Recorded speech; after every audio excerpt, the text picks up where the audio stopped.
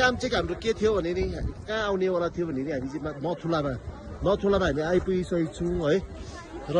यहाँ हेर्नुहोस् तपाईँले भ्यूहरू है यहाँको कति दामी यस्तो भइरहेछ र हाम्रो इम्पोर्टेन्ट कुरा चाहिँ के हो के खानुपर्ने रहेछ भने चाहिँ ठन्डामा अदुवा चाहिँ हामी खानुपर्ने रहेछ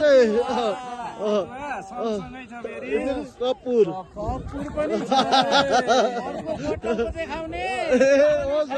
यो नदेखाउनुहोस् यहाँ हेर्नुहोस् है यो चाहिँ तपाईँहरूले बोक्नुपर्ने चाहिँ यस्तो त्यति साह्रो पनि होइन नर्मल हुँदो रहेछ नर्मल कतिलाई प्रब्लम भइरहेको छ मैले देख्दैछु कतिलाई हो कि त्यस्तो हुँदो रहेछ तपाईँहरू पनि जति पनि यहाँ नथुला यही समयमा आउनुहोस् ठन्डामा तपाईँहरू आउनु सक्नुहुन्न मेरो अनुभवमा र तपाईँहरू आउनुहुन्छ भने चाहिँ वैशाखको समयमा आउनुहोस्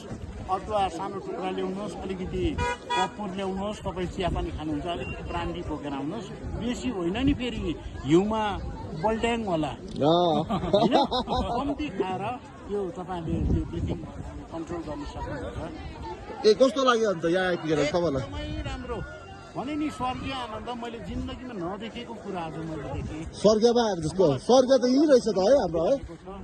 भाइहरूको कोसिसमा म आएँ म त बुढो हो हुँदामा कहाँ बुढो हो 18 वर्ष हो तर पनि म एकदम तन्देरी जस्तो मलाई फिल भइरहेको छ किनभने मजा लागिरहेको छ सबैजना मजा गरिरहेको छ न जाडो छ न केही गरम रहेछ यहाँ हेर्नुहोस् यति दामी भइरहेको छ यी